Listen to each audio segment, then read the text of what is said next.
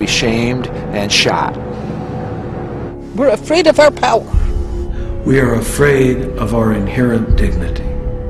What everyone is afraid of is just the simple process of life. Fear prevents people from living to their fullest potential. There is a price to pay to confront your own fears, your own anxieties, and to go deep within yourself. It is much easier to project it and to have enemies outside or people you dislike, or then you can project your problems and it's somebody else's fault.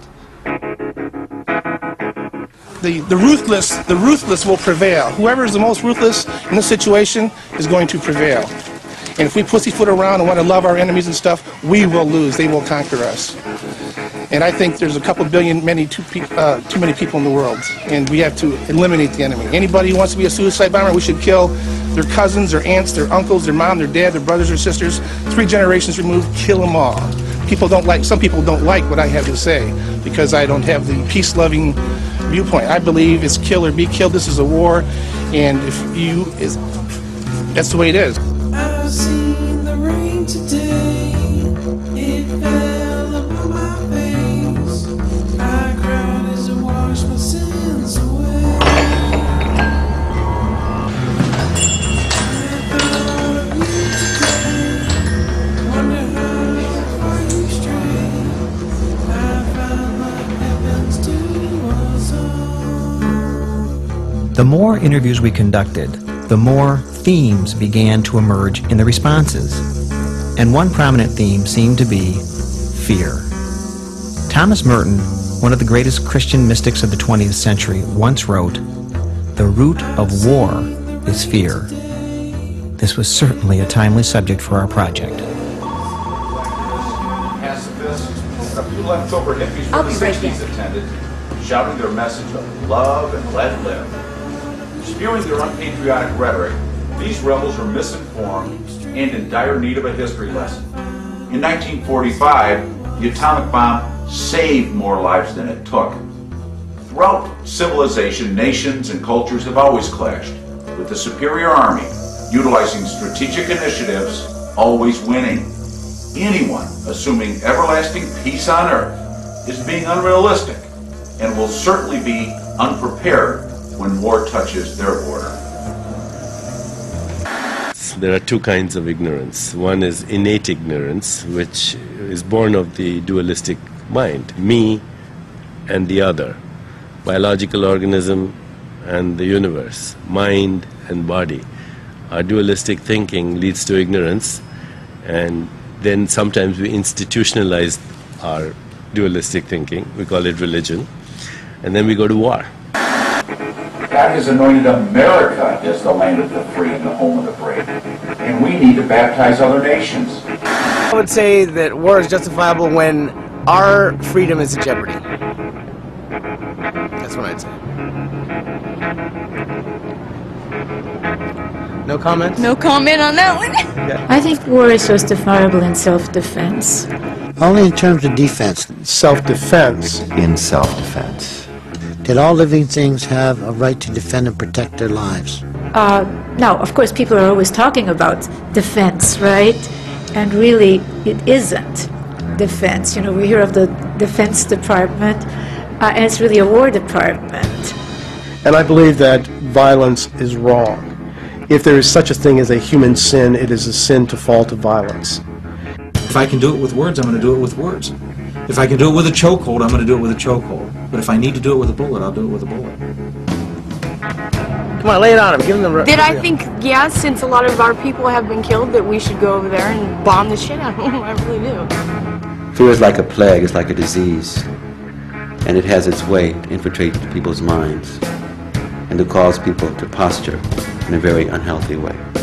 When there is excessive fear, then even we begin to become the aggressors ourselves. The greatest way to ensure peace is through a higher military presence and the will to use that power when necessary. This is where I think the world religions have an important role. They themselves have been a principal source of violence over the centuries. And this has to stop. religions proclaim human values. They've got to work together.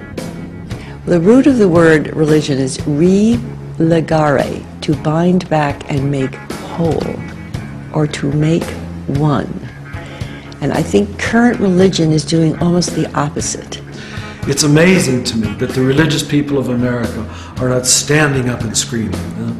And yet we let our heads of state talk this way. The right of preemptive strike.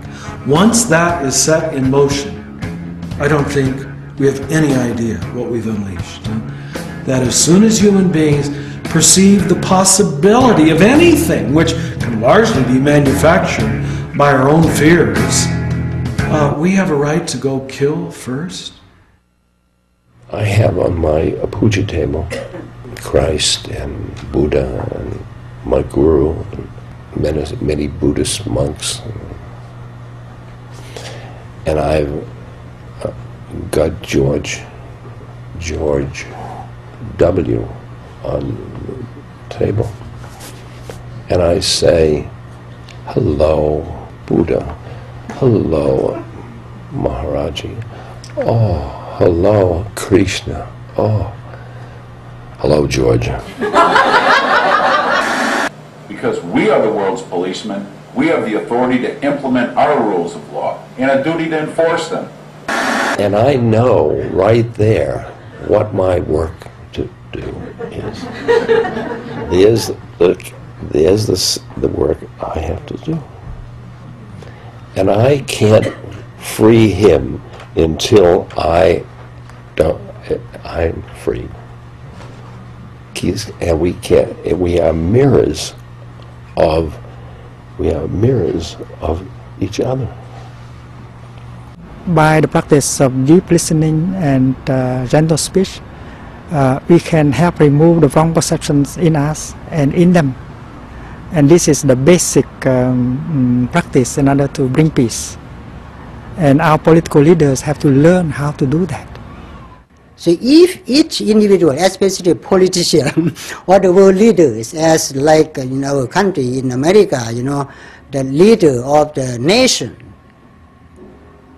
can defeat these enemies, hatred, selfish desire, and ignorance, we have no war outside. Jihad is the holy war. Now, it is said there is the greater jihad and the lesser jihad. And the greater jihad is the war against the nafs, one's own lower self. And anybody who embarks upon any serious spiritual quest has to conquer their lower nature. The holy war, kind of a strange name, but it's the war against the worst enemy of all. The war against our bad side. So everything comes back to consciousness. From our thoughts it produces our words, from our words it produces our actions. We must watch our actions because it produces our habits. Our habits produce our character, and our character produces our culture. So we have so much of a violent culture, we have so much of inauspicious habits because our thoughts are so much based on fear and violence and aggression. Any country that develops nuclear capabilities, harbors terrorists, violates human rights, or threatens our way of life must be held accountable. That's when war is justifiable, is when they hurt us? Yeah, it's when they hurt us and they kill our innocent people. I mean, look how many people died in... Who's to say what's innocent? But, it's all in one perspective. We need to look at life much more closely, the global situation much more closely. Why certain people are aggressive? Why certain people are willing to shed their own lives just to cause a little misery to somebody else? Something must be making them so desperate to do it. Does this action have anything, even 10% message here that we have to learn? I think you can't get rid of the pain until you learn its lessons. God wants us to work for justice and to deal with causes of the problem and to bring understanding among humanity and to fight poverty and injustice and oppression. that are causes of many, many problems in this world. There is great